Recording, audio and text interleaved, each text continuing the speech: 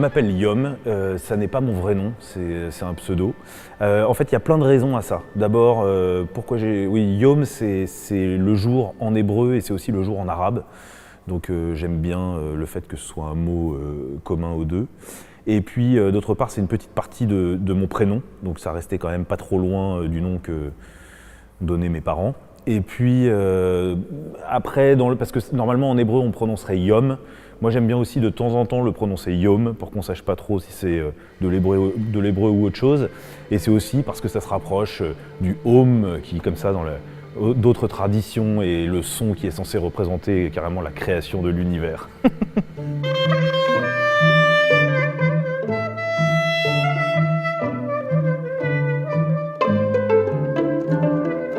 Dans la clarinette klezmer, qui est la musique d'où je viens, et puis je me nourris aussi de beaucoup de traditions musicales et clarinettistiques, évidemment du côté du Moyen-Orient, en tout cas de la Turquie, et puis aussi des Balkans, de la Grèce, Macédoine, Bulgarie. C'est une manière très particulière de jouer la clarinette, donc c'est pas forcément l'instrument lui-même qui change, c'est vraiment la manière de jouer. Et là, on va chercher dans des sonorités qui se rapprocheraient presque plus du doudouk arménien. Et comme ça, dans les modes orientaux, quand on commence à jouer les quarts de ton, on a presque l'impression que c'est un autre instrument, que c'est pas une clarinette, parce que c'est très éloigné de la clarinette dite classique comme on la connaît en Occident.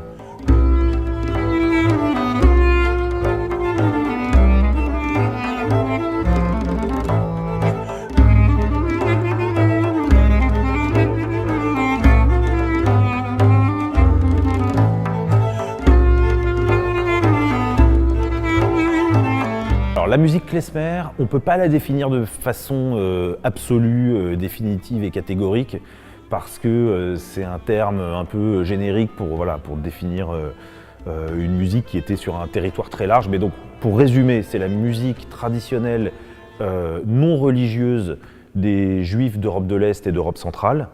Donc c'est une musique qui se rapproche un peu de la musique tzigane, que souvent on connaît mieux que la musique klezmer, mais qui a la particularité juste d'être une musique juive de ces mêmes contrées. Et c'est une musique de fête, musique de mariage, de bar mitzvah, mais pas pour l'aspect religieux, vraiment pour l'aspect festif qui peut suivre. En même temps, je dis l'aspect festif, mais il n'y a pas que des morceaux joyeux, c'est aussi quand même une musique pour danser, en sachant quand même qu'à l'époque où la musique klezmer était en Europe de l'Est, tous les villages ne pouvaient pas se payer un grand orchestre à chaque mariage. Donc il y avait des fois où il y avait juste 2 musiciens, par exemple 2 violonistes. Donc pour danser sur 2 violons seuls, il faut quand même un peu d'imagination. Mais c'est quand même une musique de fête, de chansons populaires, une musique vraiment populaire. Et c'est une musique extrêmement expressive, jouée à l'instrument, parce que donc klezmer, c'est la contraction de 2 mots hébreux, kles et zemer, ça veut dire instrument et voix. Et en fait, c'est l'idée d'imiter avec l'instrument les inflexions et les interprétations vocales et l'émotion de la voix. Donc c'est une musique qui se doit d'être vraiment surinterprétée, très émotive. Et en général, c'est à ça qu'on la reconnaît, quoi. C'est pour ça que la clarinette klezmer est particulière par rapport à d'autres façons de jouer. C'est qu'il y a énormément de choses qui sont faites avec la bouche. En plus, on rajoute à chaque note vraiment de l'expressivité supplémentaire avec des ornements ou des inflexions comme si c'était une voix.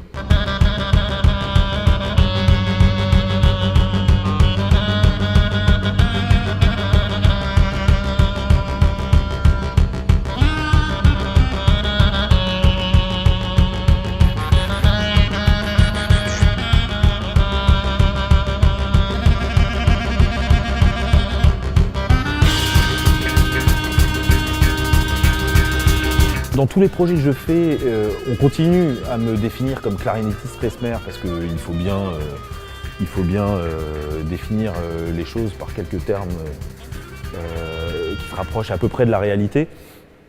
Oui, il est clair qu'il y a des influences klezmer, surtout dans ma manière de jouer de la clarinette. Après, encore une fois, j'insiste sur le fait que je suis allé aussi beaucoup me nourrir dans des régions un peu plus éloignées d'Europe et surtout sur des musiques pas forcément juives du côté de la Turquie et du côté des Balkans.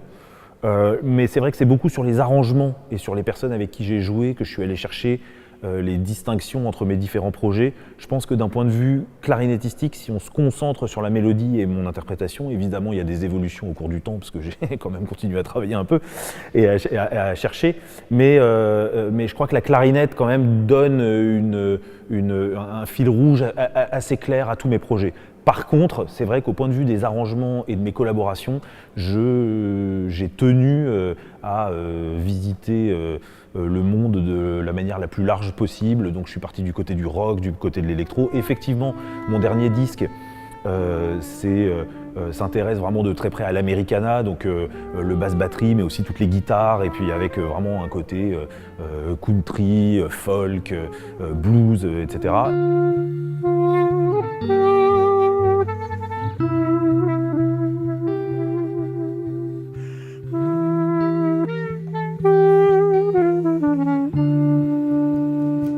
Là, sur les projets sur lesquels je suis cette année et que je crée ici à l'Apostrophe, on est sur une instrumentation qui va beaucoup plus chercher du côté du classique, le quatuor à cordes, les grandes orgues, etc. Donc voilà, mais pour moi, quand même, je crois que malgré ma schizophrénie ambiante, il continue à rester un petit fil de ma personnalité qui doit normalement faire le liant.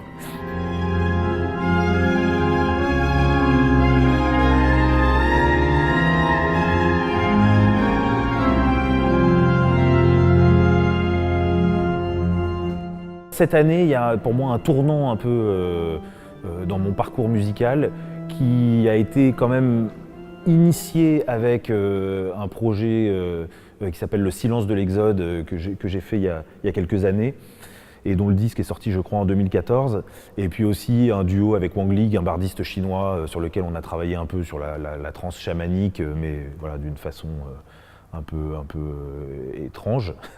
Et là, voilà, je suis parti dans cette direction qui avait été amorcée avec ces deux projets, vraiment du côté de l'exploration des musiques sacrées.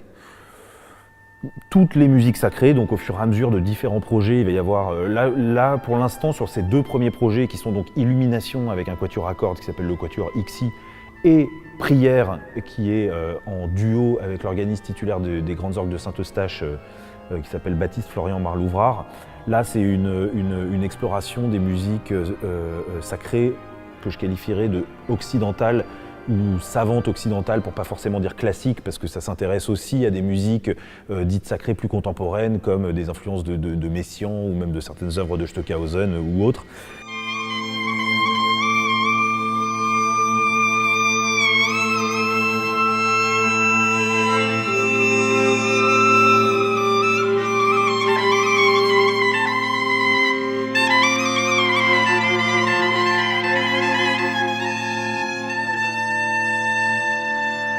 Guillaume est un clarinettiste qui est plutôt dans le spectre du jazz contemporain.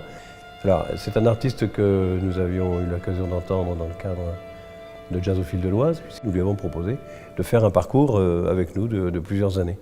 Alors, qu'est-ce qu'en effet une compagnie en résidence ou un artiste en résidence?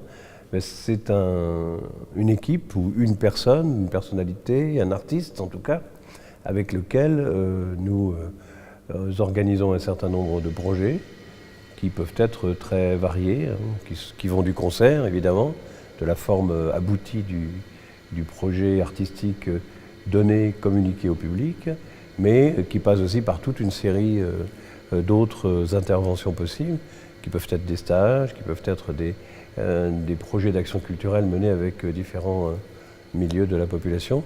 Et donc c'est un compagnonnage qui fait que l'institution qu'est la scène nationale accompagne un artiste dans son projet, qu'elle l'accompagne dans sa rencontre aussi avec les publics. Donc elle est présente, l'institution, sur plusieurs registres, de même que l'artiste est à la fois en réponse aux attentes du théâtre, mais en même temps, le soutien de l'institution lui permet de réaliser des projets qu'il n'a pas forcément l'occasion de mener lorsqu'il est tout seul, quoi.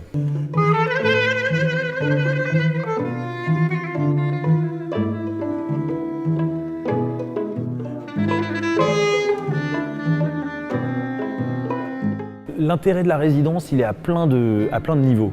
parce qu'il y a le niveau de la création, donc, qui est celui où bon, moi je vais composer et puis après il va falloir travailler ensemble avec les musiciens. Donc ce qu'on fait là par exemple en ce moment avec le Quatuor XI dans un studio de répétition, enfin qui est un grand studio de répétition.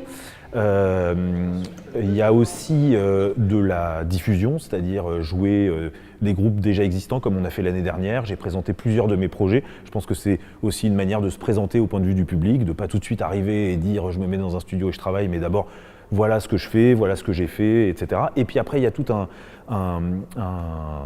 pan important aussi qui est ce qu'on appelle l'action culturelle, qui est alors là aller vraiment à la rencontre pas seulement du public, mais vraiment du territoire. Là, je pense évidemment à ce qu'on a fait en début d'année, en septembre, à la MAVO, la maison d'arrêt de Auny-Val-d'Oise, qui était une expérience pour moi vraiment très très lumineuse, hein, bien que ça a été dans une prison, où on est allé faire un atelier d'écriture. Enfin, plus exactement, on a travaillé avec quelqu'un qui s'occupait de l'atelier d'écriture qui s'appelle Agnès Marietta, sur, je crois, 6 séances en tout, avec des détenus de la maison d'arrêt, et où on a fait ensemble vraiment un spectacle, où moi je suis allé avec Aurélien Nafrichou, qui est l'arrangeur de Songs for the Old Man, le fameux groupe qui va chercher du côté de l'Americana.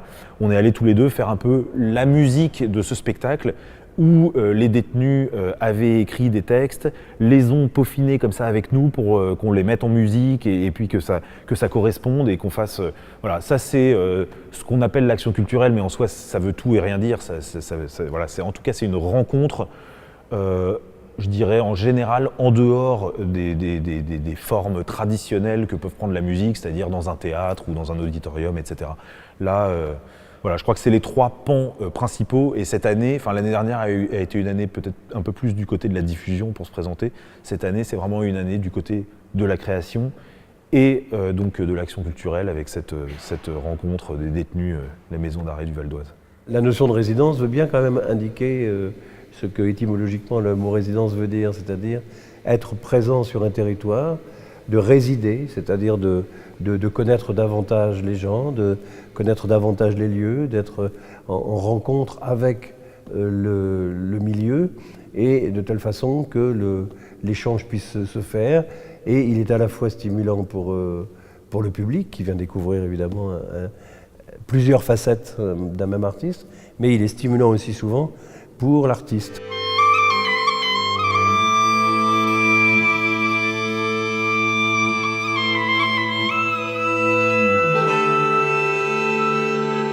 Il est certain que dans la musique, échanger et rencontrer, c'est absolument primordial, parce que je pense que la musique quand même est faite pour être écoutée. Après nous on a besoin évidemment, avant que ce soit écouté, on a besoin de l'avoir travaillé un peu en amont, sinon malheureusement les gens ne reviennent pas. mais le but est vraiment d'aller à la rencontre du public, des fois d'aller à la rencontre du public, puis des fois que le public vienne à notre rencontre, mais en tout cas c'est qu'il y ait rencontre. Voilà. Et ça, la résidence, ce qu'on appelle une résidence, pour moi c'est un résumé d'essayer de mettre tous les moyens en œuvre pour qu'il y ait rencontre. Et pas une rencontre uniquement ponctuelle, on fait un concert là, quelques personnes viennent et puis voilà, au revoir à dans 8 ans. C'est vraiment prendre le temps de travailler sur la rencontre, sur le territoire, et puis de faire sortir parfois, quand on y arrive, les gens de leur habitude et peut-être les amener à quelque chose qu'ils n'auraient pas fait si on n'avait pas eu ce temps de rencontre. Voilà.